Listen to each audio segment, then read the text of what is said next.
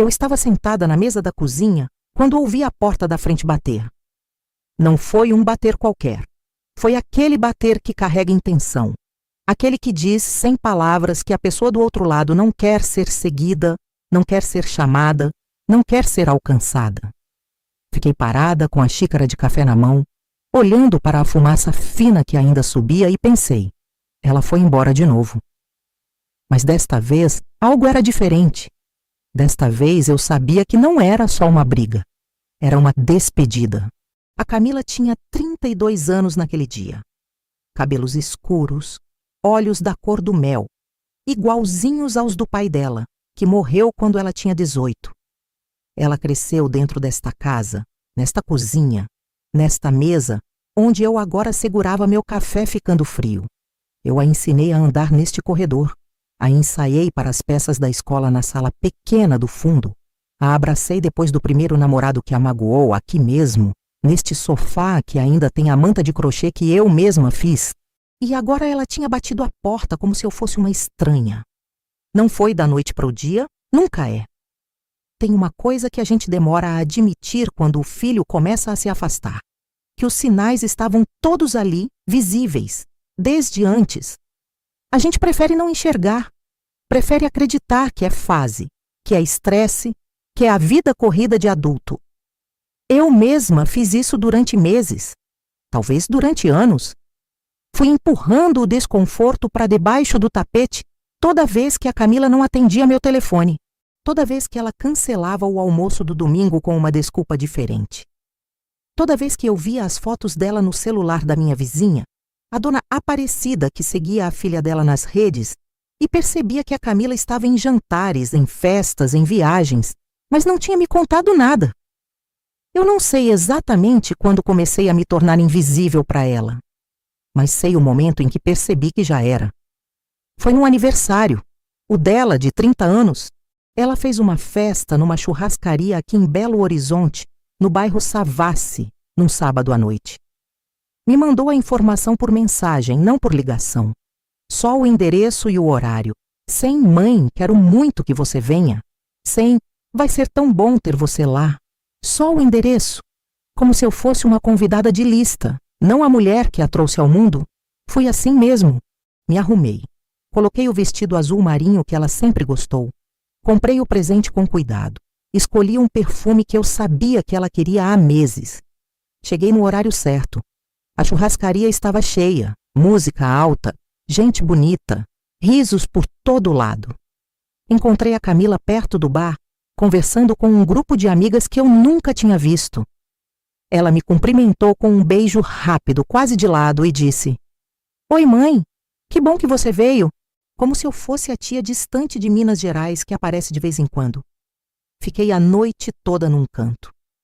Não foi ninguém me apresentar para as amigas dela. Ela não me chamou para perto uma só vez. Na hora de soprar a vela, ela ficou cercada de gente, tirou foto, riu, abraçou as amigas, o namorado dela na época, o Tiago, que pelo menos teve a decência de vir até mim dizer boa noite. E eu estava ali, 2 metros atrás, sorrindo para uma foto que eu sabia que nunca ia aparecer no celular dela. Voltei para a casa de táxi, sozinha. Não chorei no caminho. Só olhei pela janela a cidade passar. E pensei, ela me tolerou esta noite. Não me quis. Me tolerou.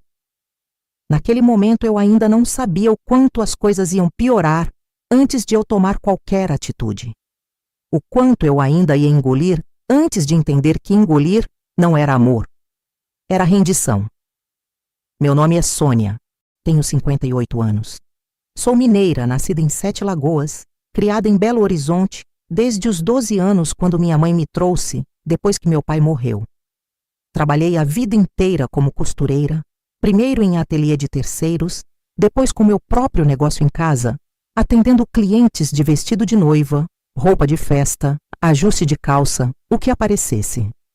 Criei a Camila sozinha depois que o Rodrigo, meu marido, teve um infarto aos 45 anos e não resistiu. A Camila tinha 18, eu tinha 42. E a vida não parou para me perguntar se eu estava pronta. Não parou, não.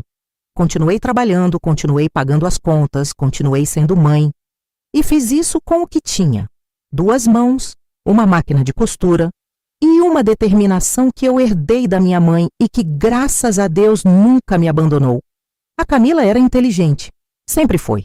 Terminou o ensino médio bem, passou na Federal para administração, se formou, arrumou emprego bom numa empresa de consultoria. Eu fiquei tão orgulhosa no dia da formatura que chorei do início ao fim da cerimônia. Ela veio até mim depois, com o cabelo na cabeça, e disse: "Mãe, para de chorar.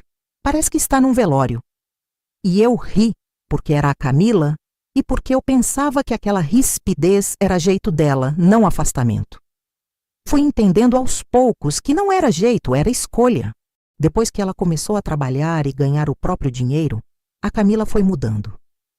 Foi ficando mais distante das coisas simples que a gente tinha. O almoço de domingo, que era sagrado desde sempre, começou a rarear. Primeiro ela faltava um de vez em quando. Depois era 2 seguidos. Depois virou exceção ela aparecer. Quando eu perguntava, ela tinha sempre uma resposta pronta. Reunião de trabalho, compromisso com amigas, viagem de última hora, cansaço, sempre algo. Nunca um mãe, eu simplesmente não quis vir. Sempre uma justificativa que me deixava sem chão para reclamar. E eu não reclamava, engolia. Dizia que tudo bem, que eu entendia, que a vida dela era corrida, que ela merecia descansar. Ia cozinhando para mim mesma, arrumando a mesa para uma pessoa só, e me convencendo de que aquilo era normal, que filhos crescem, que se afastam, que era natural. Mas tem uma diferença entre filhos que crescem e constroem vida própria, e filhos que somem e só aparecem quando precisam. Demorei para entender essa diferença. Demorei demais. A primeira vez que precisei dela de verdade foi quando fui ao médico e ele pediu um exame mais detalhado por causa de um nódulo que apareceu numa mamografia de rotina. Não era nada grave, como fiquei sabendo depois, mas naquele momento eu não sabia. Saí do consultório com o papel na mão, o coração acelerado, e liguei para a Camila. Ela não atendeu. Mandei mensagem: "Filha, estou saindo do médico. Preciso conversar com você." Ela respondeu 2 horas depois: "Tô em reunião, te ligo mais tarde." Mais tarde não chegou. No dia seguinte eu liguei de novo. Ela atendeu, apressada, e quando eu comecei a explicar o exame, ela disse: "Mãe, mas você já foi a outro médico para confirmar? Porque às vezes esses exames dão falso positivo. Não se preocupa não." E mudou de assunto. Perguntou se eu tinha visto uma série que ela tinha indicado semanas atrás. Uma série. Quando eu estava com medo do que o exame podia revelar. Naquele dia, eu fiquei sentada na beira da cama por um longo tempo, olhando para as minhas mãos, para os dedos que carregavam marca de agulha de tanto anos costurando, e pensei: se eu sumir daqui, quanto tempo vai demorar para ela perceber? Não respondi à minha própria pergunta. Não estava pronta para ela ainda. O nódulo era benigno. A Camila nunca perguntou o resultado do exame. Eu nunca contei. Os meses foram passando. Eu fui me acostumando com uma solidão que eu não sabia nomear. Não era a solidão de quem não tem ninguém. Eu tinha minhas clientes, tinha minha vizinha, a Dona Aparecida, tinha minha amiga, a Lourdes, que a gente se conhecia desde o tempo do ateliê, e às vezes tomávamos café juntas na padaria da esquina. Mas tinha uma solidão específica, que só existe quando a pessoa que deveria estar mais perto está mais longe do que qualquer desconhecido. A solidão de mãe invisível para a própria filha. E então veio o Natal. Aquele Natal eu não vou esquecer enquanto eu viver. A Camila tinha me dito no começo de dezembro que ia passar o Natal comigo. Foi ela mesma que propôs. Disse que queria vir jantar em casa, que ia trazer o namorado novo, um tal de Felipe, que eu ainda não conhecia. Fiquei feliz. Fiquei mais do que feliz. Fui ao mercado, escolhi tudo com cuidado: peru, farofa, arroz, salada, panetone, os docinhos que ela amava desde criança. Arrumei a casa. Coloquei a toalha bordada na mesa, a que eu tinha guardado há anos para ocasiões especiais. Enchi de antecedência, fiz tudo com amor e com esperança. No dia 24, às 14h, ela me mandou uma mensagem. Mãe, a gente vai passar o Natal na família do Felipe este ano. Ele precisou levar a gente lá. Mas eu passo aí na virada, tá? Fiquei olhando para aquela mensagem por um tempo que eu não sei medir. Não foi raiva o que eu senti primeiro. Foi uma espécie de vazio. Como se alguém tivesse tirado o ar da sala devagar, sem pressa, sem barulho, e eu só fosse percebendo quando já não conseguia respirar direito. Tinha o peru no forno, a mesa arrumada, a toalha bordada, os docinhos na geladeira. Respondi. Tudo bem, filha, Feliz Natal. Não era tudo bem, mas eu disse que era. A Lourdes me ligou às 6h perguntando como eu estava. Eu disse que estava bem. Ela conhecia minha voz há décadas e eu sabia que ela não acreditou. Mas ela não insistiu naquele momento. Só disse, Sônia, você não precisa fazer isso sozinha, não. E eu disse, fazer o quê, Lourdes? E ela ficou em silêncio por um segundo e depois disse, qualquer coisa. Jantei sozinha naquela noite. O peru estava bom, a farofa melhor ainda. Comi de toalha bordada, com o prato bonito na mesa que eu tinha arrumado para 2. Bebi uma taça de vinho. E fiz uma promessa para mim mesma ali, baixinho, quase sem voz, que aquele seria o último Natal que eu passaria esperando ser lembrada. A Camila não apareceu na virada, mandou mensagem à meia-noite. Feliz Ano Novo, mãe, com um emoji de fogos de artifício. Eu vi a mensagem de manhã cedo quando acordei. Não respondi imediatamente. Fui fazer meu café, me sentei na varanda, olhei para o céu ainda meio cor-de-rosa do amanhecer e fiquei ali em silêncio por um bom tempo. Foi naquela manhã que eu comecei a entender o que eu precisava fazer. Não era sobre mágoa, não era sobre punição. Era sobre uma coisa muito mais simples e muito mais difícil ao mesmo tempo. Parar de me apagar para que ela se sentisse confortável. Parar de fingir que não doía. Parar de aceitar migalhas de presença como se fossem banquete. E foi naquela manhã que eu lembrei do que eu sabia. Não era um segredo dramático. Não era nada que eu tivesse guardado com intenção de usar como arma. Era uma coisa que eu sabia, porque sou mãe, porque conheci a minha filha desde antes dela nascer e porque quando a gente ama alguém de verdade, aprende a ler o que está por baixo das palavras. Eu sabia que a Camila estava com medo. Não de mim, de si mesma. Ela sempre foi assim. Desde pequena, quando algo a assustava, ela se fechava. Ficava quieta, se afastava, fingia que não precisava de ninguém. Era a forma dela de se proteger. Quando o pai morreu, ela não chorou na frente de mim nenhuma vez. Ficou séria, ajudou nos preparativos, agradeceu os pêsames com educação, voltou para a escola na segunda-feira seguinte como se nada tivesse acontecido. E eu deixei. Pensei que era a forma dela de processar. Só muito mais tarde entendi que ela nunca processou, só enterrou. O afastamento dela não era frieza, era medo. Medo de precisar de mim. Medo de se aproximar e perder, como perdeu o pai. Medo de amar demais e ser deixada. E a forma que ela encontrou de lidar com esse medo foi me colocando cada vez mais para longe, como se a distância fosse proteção. Eu sabia disso, sempre soube.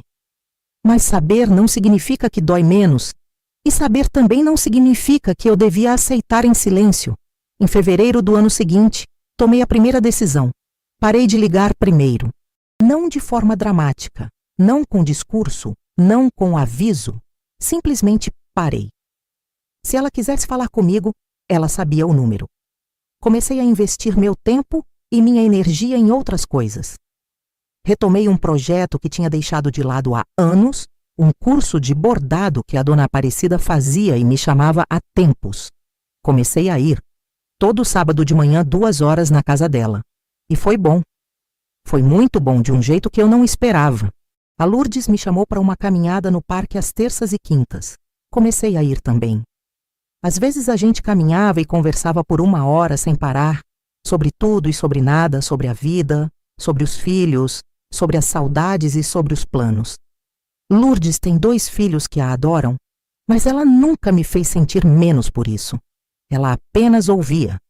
E às vezes ouvia era o suficiente. Meu negócio de costura continuava. Tinha clientes fiéis de anos, que vinham para ajuste de roupa, para vestido de festa, para enxoval de bebê. Eu gostava daquele trabalho. Sempre gostei. A concentração que a costura exige, o barulho da máquina, o cheiro de tecido novo, a satisfação de ver a peça pronta, tudo isso era meu. Não era de ninguém mais. Era uma parte de mim que ninguém podia me tirar e que a Camila nunca tinha conseguido invisibilizar porque eu nunca tinha deixado. 2 semanas depois que parei de ligar, a Camila me mandou uma mensagem perguntando se eu estava bem. Respondi que estava. Ela não aprofundou. Mais 2 semanas. Outra mensagem curta.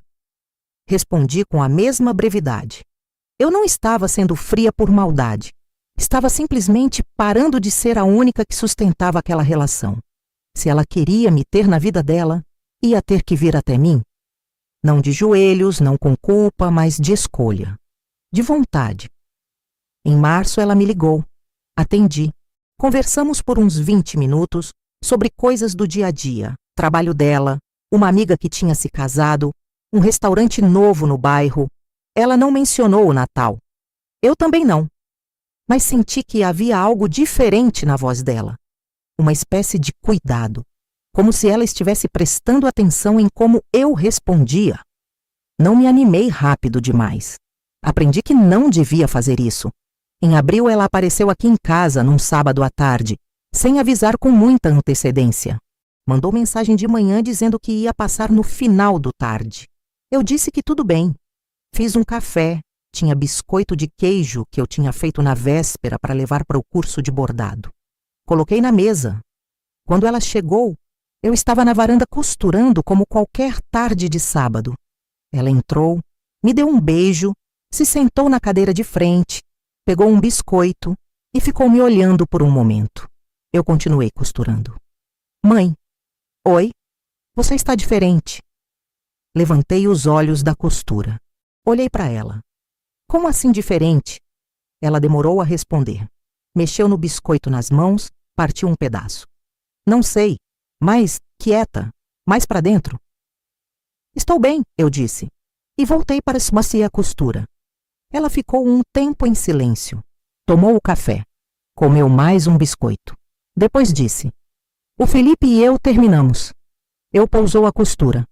Você está bem? Mais ou menos. Ela encolheu os ombros. Ele queria uma coisa que eu não estava pronta para dar. O quê? Ela me olhou. Comprometimento, futuro, essas coisas. Eu não disse nada por um momento. Depois falei. Você tem medo de se comprometer, Camila. Você sempre teve. Ela abriu a boca para responder e fechou de novo. Aquele silêncio entre a gente durou mais do que um silêncio normal. Depois ela disse baixinho, eu sei. Aquelas 2 palavras me custaram mais do que eu esperava. Não porque eram uma revelação. Eram algo que eu já sabia faz tempo. Custaram porque foi a primeira vez em anos que ela disse algo verdadeiro para mim. Sem defesa, sem justificativa, sem pressa. Só a verdade. Mas eu não me joguei sobre ela. Não disse que eu também sabia. Não aproveitei o momento para falar do Natal, do aniversário, das chamadas não atendidas. Guardei. Não era a hora. Ela foi embora 1 hora depois. Me deu um abraço na porta, mais demorado do que o normal. Fui até a janela e fiquei olhando ela entrar no carro. E pensei, ela está voltando. Devagar, do jeito dela, mas está. O que aconteceu depois eu não esperava.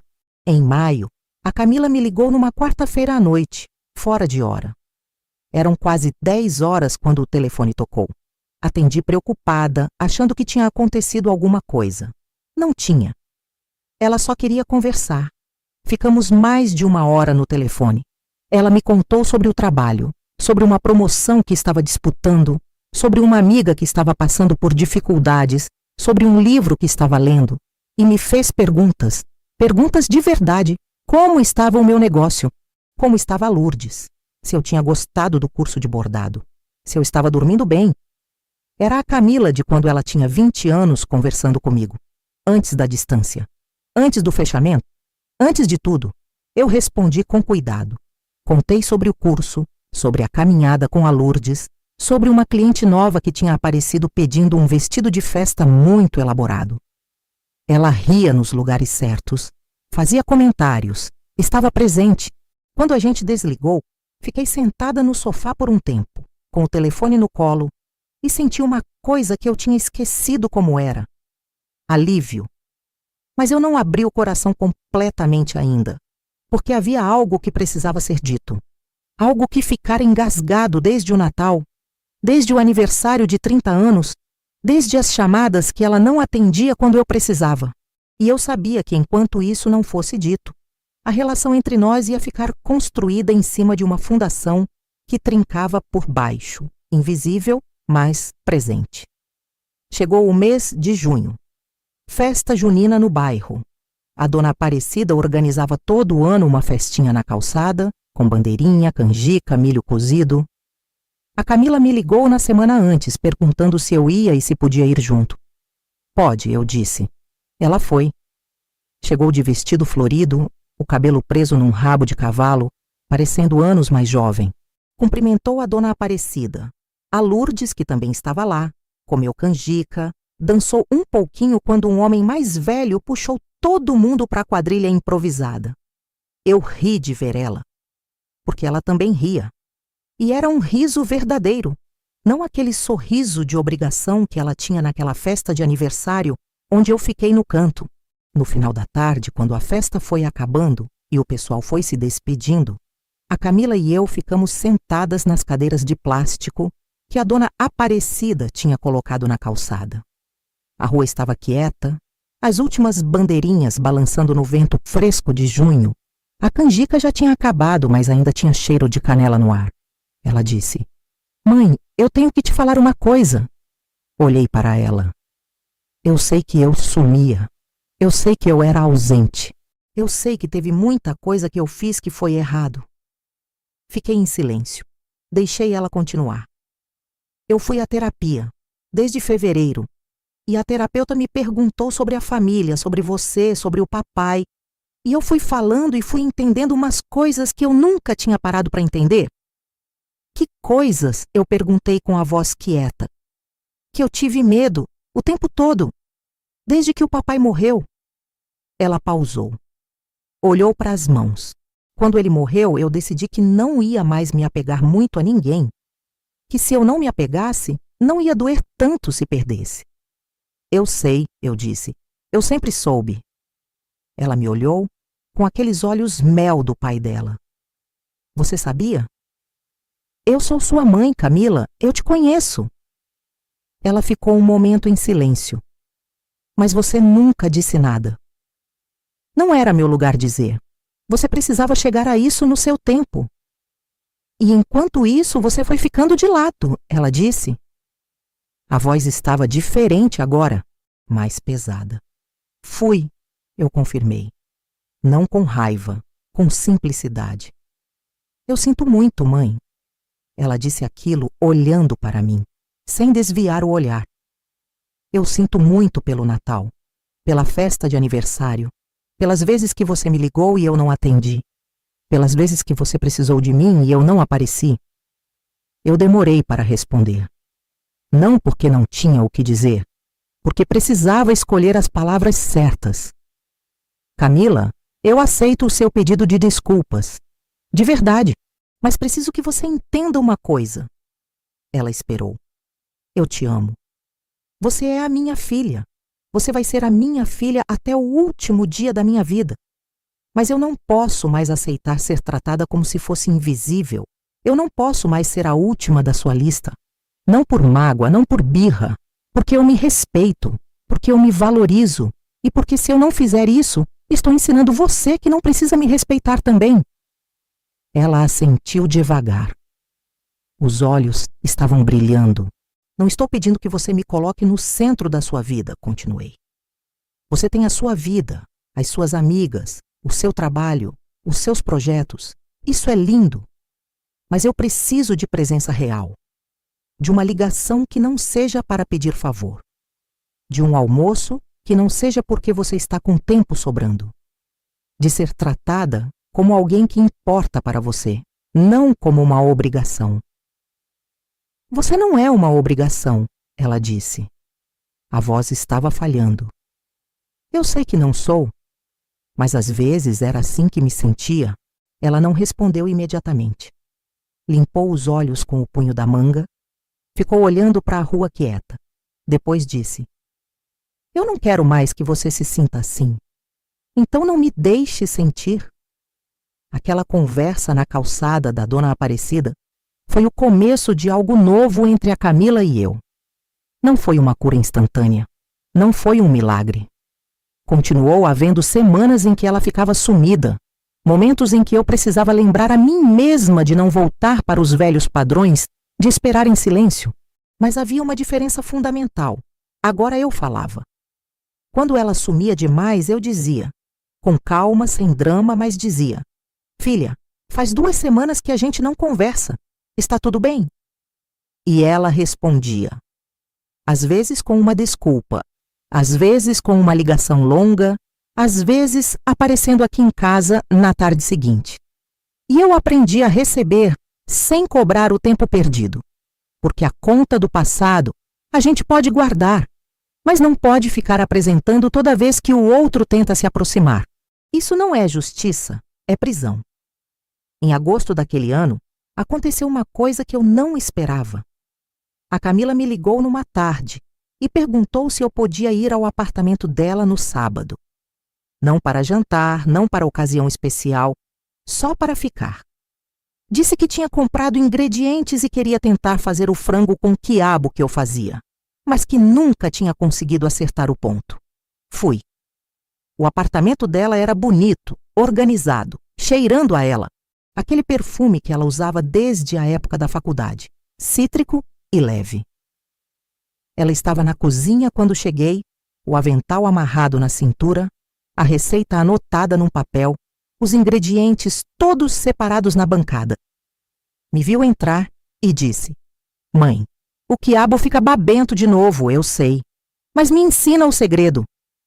Fiquei ali por 4 horas naquela cozinha. Ensinei o segredo do quiabo, que é refogar bem antes de juntar o caldo, sem tampar a panela cedo demais. Ensinei o ponto do frango, que é paciência. E enquanto a gente cozinhava, conversamos. Sobre tudo. Sobre ela quando era criança, sobre o Rodrigo, sobre coisas engraçadas que eu nunca tinha contado, porque não havia encontrado o momento certo. Ela ria. Eu ria. A cozinha estava quente e cheirosa, e nós 2 estávamos ali, juntas, sem celular na mão, sem pressa, sem o vidro que tinha ficado entre a gente por tantos anos. Quando ficou pronto e a gente se sentou para comer, ela provou e fechou os olhos. Disse: mãe, ficou igualzinho ao seu. E aquilo valeu mais do que qualquer desculpa formal. Valeu mais do que qualquer promessa. Porque era ela presente, escolhendo estar ali, me deixando ensinar, me deixando fazer parte da vida dela de um jeito real e concreto.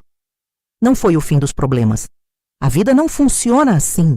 Houve meses em que a correria do trabalho dela a afastou de novo, em que eu ficava 2, 3, 4 dias sem notícia. Mas havia algo diferente. Quando eu falava, ela ouvia. Quando ela sumia, ela voltava. E quando voltava, voltava de verdade. E foi numa tarde de outubro, numa terça-feira comum, que entendi o que o segredo que eu sabia tinha feito. Eu estava no quarto costurando quando ouvi a porta. Ela tinha a chave de casa desde sempre, mas fazia tempo que não usava. A fechadura girou, os passos no corredor, e ela apareceu na porta do quarto com uma sacola na mão. Comprei pão de queijo do lugar que você gosta, ela disse. Tô com vontade de tomar café com você. Largou a costura, me levantei. Fui até a cozinha fazer o café. E enquanto o café passava, ela ficou encostada na bancada me contando sobre a semana dela. Um cliente difícil no trabalho, uma amiga, que tinha conseguido um emprego novo, um gato de rua que tinha começado a frequentar o prédio dela.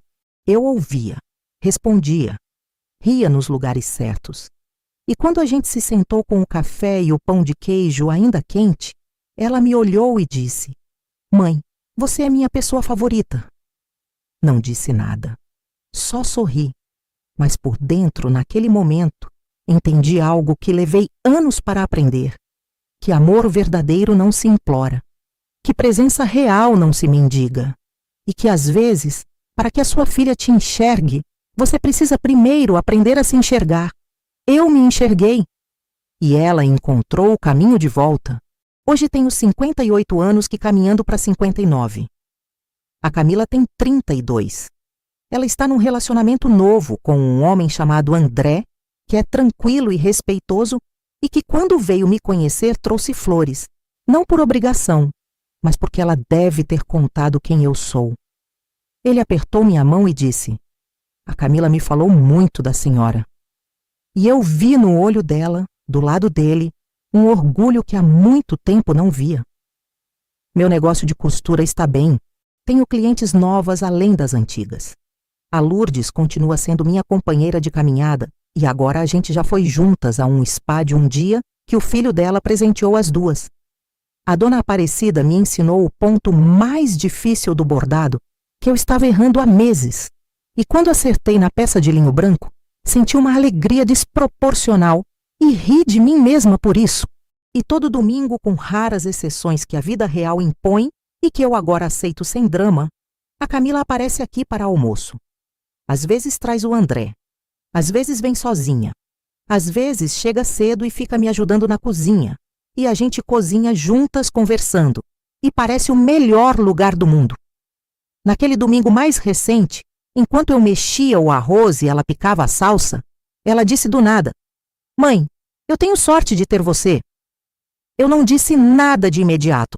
Continuei mexendo o arroz. Depois disse sem drama, sem solene: "Eu também tenho sorte de ter você, filha." E tinha.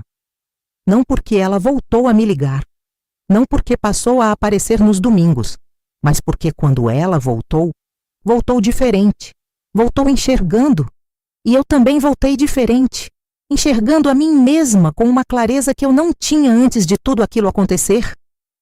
O segredo que eu sabia não era um segredo guardado para me vingar. Era um conhecimento de mãe, construído em décadas de amor e de atenção. Eu sabia que ela tinha medo. Eu sabia que por trás do afastamento havia uma ferida não curada. Eu sabia que se eu reagisse com raiva ou com punição, ia perder ela de vez. E eu sabia, mais do que tudo, que a única forma de a Camila voltar para mim era eu parar de estar disponível para ser ignorada. Quando parei de me apagar, ela me enxergou. Quando me respeitei, ela aprendeu a me respeitar. Quando parei de implorar presença, ela trouxe a presença dela de escolha. Não foi rápido, não foi simples. Teve momentos em que eu chorei sozinha na varanda depois que ela saiu, com raiva do tempo perdido, com saudade da Camila pequena que dormia abraçada a mim durante as tempestades de verão. Teve momentos em que eu duvidei que ela fosse voltar de verdade, que pensei que estava me iludindo com pequenos gestos. Mas a vida não é justa no tempo, só no resultado. E o resultado, depois de tudo, é este: minha filha não me apagou. Ela tentou, mas o que ela esqueceu é que eu sabia demais sobre ela para deixar que acontecesse. Sabia quem ela era por baixo do medo. Sabia o que a fez fechar. E sabia, com toda a certeza que 58 anos de vida e 3 décadas de amor de mãe podem dar, que ela ia encontrar o caminho de volta. Encontrou. E eu estava aqui, não implorando, não esperando de joelhos. Estava aqui vivendo a minha vida com a minha costura, com a minha amiga, com o meu curso de bordado, com a minha dignidade inteira. Às vezes a maior coisa que uma mãe pode fazer pelo filho é não se deixar apagar. Às vezes o amor mais corajoso não é o que segura. É o que solta, se cuida e confia que o que é verdadeiro sempre encontra o caminho. Eu soltei, me cuidei e ela voltou. Se essa história tocou o seu coração, compartilha com alguém que precisa ouvir que não está sozinha.